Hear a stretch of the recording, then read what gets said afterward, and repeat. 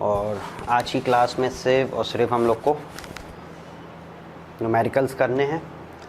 Elasticity, price elasticity of demand के numerical अगर आप कर रहे हो, सिर्फ दो फॉर्मूले आपको याद होना चाहिए। एक E P is equal to delta Q upon Q into P upon delta P, वे डेल्टा क्यू रिप्रेजेंट करता है चेंज इन क्वांटिटी, जो कि कैसे आता है Q1 माइनस Q से। ठीक है, जहाँ पे Q1 का मतलब हो गया न्यू क्वांटिटी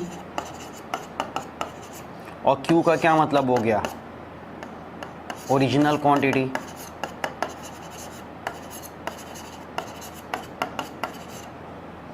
ठीक है, एक चीज डेल्टा पी का क्या मतलब हो गया चेंज इन प्राइस, जो कि आता है आपका P1 माइनस P से। और सेम वही लॉजिक लगाओ भाई, P1 क्या हो गया न्यू प्राइस और P क्या हो गया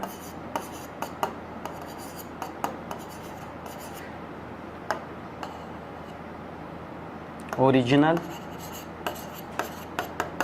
प्राइस। अच्छा, आंसर ये हमेशा माइनस का होता है, माइनस का साइन को हम लोग इग्नोर करके चलते हैं। तो एक तो ये हो गया, ठीक है, जहां पे आपको ये वाला फॉर्मूला यूज करना है और उस फॉर्मूले के रिगार्डिंग चीजें हमने नीचे की तरफ बता दी। दूसरा ऑप्शन क्या होता है, एक और फॉर्मूला हम लोग यूज कर सकते हैं, E P is equal to percentage change in quantity demanded upon percentage change in price. दूसरा हम लोग ये वाला फॉर्मूला यूज कर सकते हैं। अब देखो, ये फॉर्मूले से कंफ्यूज ना हो, यहाँ पे आप ये डेल्टा पी इधर लिख सकते हो, तो इसी फॉर्मूले को delta Q upon delta P into P upon Q भी बोल सकते हो। दो अलग अलग फॉर्मूले नहीं, वो सेम फॉर्मूले हैं। ठीक है ना, उसमें ऐसा कोई कंफ्यूजन वाला नहीं होना चाहिए भाई। इसका डेरिवेशन हम लोग ने पी करा ही था, अब ये इधर लिख दो या इधर लिख दो। ठीक है, इसी फॉर्मूले को ऐसे भी लिखा जाता है delta Q upon delta P into P upon Q, दोनों एक ही चीज़ है। ठीक है, चलो। एट अ प्राइस ऑफ 4 पर unit consumer buy 50 unit of good, original price original quantity, तो यहां लिख देंगे P 4 क्वांटिटी 50। ठीक है, फिर देखो जरा, the price elasticity of demand is minus का 2। यहां पे प्राइस इलास्टिसिटी ऑफ डिमांड दिया हुआ है, विच मीन आपको ईपी गिवन है, ईपी इज इक्वल टू -2, ये आपको गिवन है। फिर देखो जरा, how many unit will the consumer by eight a price of 3 per unit. How many unit consumer will buy, यानी कि आपको यहाँ पे Q1 फाइंड करना है। अगर आपका P1 यानी कि न्यू प्राइस 3 पर यूनिट है, तो P1 दिया है 3, आपको Q1 फाइंड करना है। ठीक है, तो यहाँ पे देखो, अगर आप EP का फॉर्मूला यूज करो, EP is equal to minus delta Q upon Q into P upon delta P, यही तो होता है। जहां EP कितना दे रखा है -2, डेल्टा क्यू, जब हमें Q1 नहीं पता है हम तो डेल्टा क्यू कैसे निकाल पाएंगे। ठीक है, तो हमें डेल्टा क्यू नहीं पता है, डेल्टा क्यू की जगह डेल्टा क्यू रहने दो। ओरिजिनल क्वांटिटी कितनी है 50 है, ओरिजिनल प्राइस, अरे सॉरी, हाँ, ओरिजिनल प्राइस कितना है 4 है, और डेल्टा पी कैसे आएगा P1 माइनस पी, जो कि क्या हो गया तुम्हारा 3 माइनस 4। ठीक है, तो -1, तो यहाँ पे -1 ना लगा के वो माइनस हमने यहाँ ले लिया। ठीक है, ये चीज़ जिसमें माइनस माइनस तो हटा दो। अब इस पूरे को अगर सॉल्व करें तो ये 50 ऊपर आ जाएगा इधर, और ये 4 नीचे आ जाएगा। क्योंकि 1 के तो कोई मायने बनते ही नहीं है मल्टीप्लिकेशन या डिवीज़न में। ये इस पूरे को सॉल्व कर लो, डेल्टा क्यू कितना आ गया 25, ठीक है, डेल्टा क्यू कितना आ गया 25। चेंज इन क्वांटिटी, अभी तो प्राइस फॉल हो रहा था कि राइज हो रहा था, प्राइस हमारा फॉल हो रहा था, यानी कि डिमांड बढ़ना चाहिए। तो हमारा जो Q1 आना चाहिए वो क्या आना चाहिए, Q प्लस डेल्टा क्यू 50, क्योंकि प्राइस कम हो रहा है तो क्वांटिटी डिमांडेड बढ़ना चाहिए। तो ये हमारा आ गया न्यू क्वांटिटी 75 यूनिट्स। समझ में आया या नहीं? हाँ भाई, यहां तक क्लियर है? हमने बोला Q1 माइनस Q होता है डेल्टा Q, ठीक है, ये तो बताया था। तो हम Q1 क्या कह सकते हैं, delta Q plus Q, delta Q है 25, Q है 50, तो Q1 हो गया 75। हमने इसको किस तरीके से कराया, समझाया तुम्हें कि तुम्हारा चेंज इन क्वांटिटी 25 है। अब क्योंकि प्राइस तुम्हारा 4 से 3 हो रहा है, प्राइस कम हो रहा है, तो डिमांड बढ़ना चाहिए।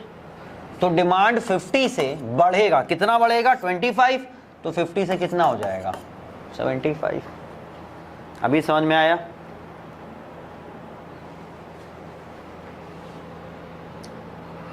देखो 2 क्वेश्चन और हैं, ठीक है। When price of a commodity exchanges from 40 to 20 per unit, 40 to 20 P और P1 ओरिजिनल प्राइस और new price, it's demand increases by 20 unit. अब यहाँ पे ध्यान दो, it's demand increases by 20 unit. पहले चल के लिख लेते हैं हमें क्या क्या गिवन है। P है 40, P1 है 20, और ये क्या गिवन है, डिमांड इंक्रीजेस बाय 20 यूनिट। तो हमने बताया था बाय मतलब चेंज गिवन होता है, विच मीन आपको डेल्टा क्यू गिवन है।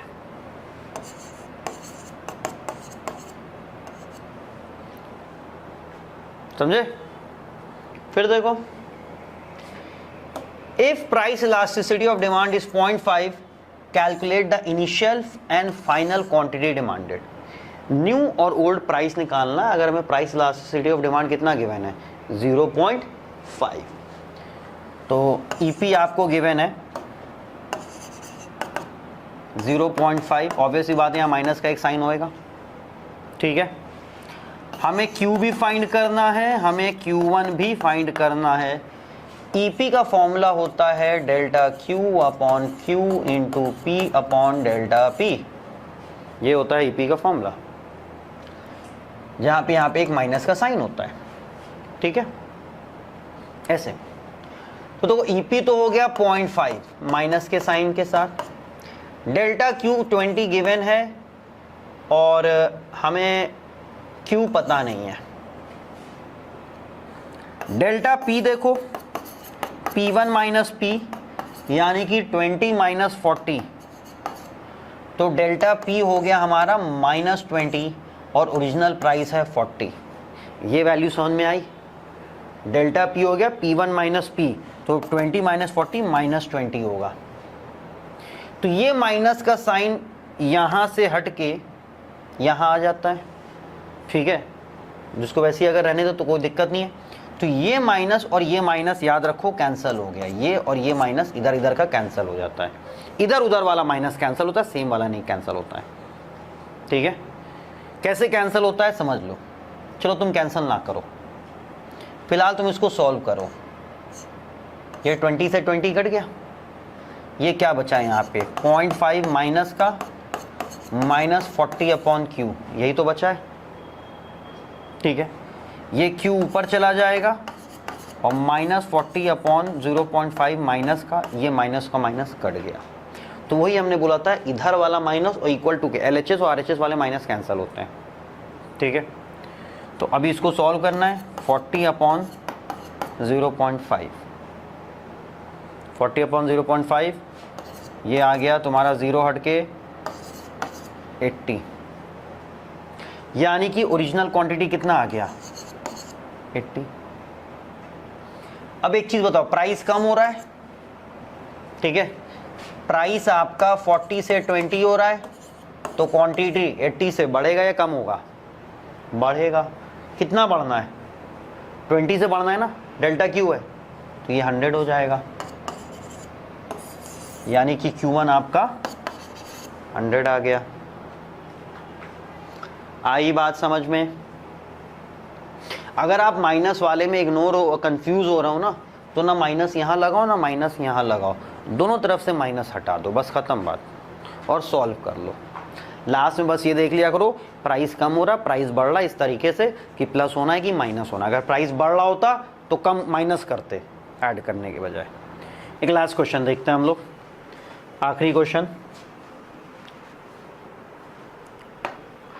Demand for a commodity at 4 पर यूनिट इज 100 यूनिट। ये price at a price of 4 पर यूनिट, यानी कि P is 4 and Q is 100। The price of commodity rises and as a result demand falls to 75, यानी कि Q1 आपको दिया हुआ है 75। Find new price and if price elasticity of demand is 1। समझो क्या क्या गिवन है, P 4 है, Q 100 है, Q1 75 है, EP 1 गिवन है। EP क्या गिवन है, 1 गिवन है, ठीक है। फाइंड, और हमें न्यू प्राइस फाइंड करना है। यहाँ पे देखो price elasticity of demand is 1, ये फाइंड करना है ये, ठीक है। तो फॉर्मूला क्या होता है, EP is equal to delta Q upon Q into P upon delta P। जहां पे आप डेल्टा Q अगर देखो तो वो क्या हो जाता है, Q1 माइनस Q, यानी कि 75 माइनस 100 जो कि 25। हम इस बार माइनस का साइन इग्नोर करके चल रहे हैं, ठीक है, माइनस में कंफ्यूजन होता है, माइनस साइन इग्नोर कर दो। EP की जगह 1 लिख लो, डेल्टा Q तुम्हारा 25 है, Q ओरिजिनल कितना है 100, P ओरिजिनल कितना है 4, और डेल्टा P आपको पता नहीं।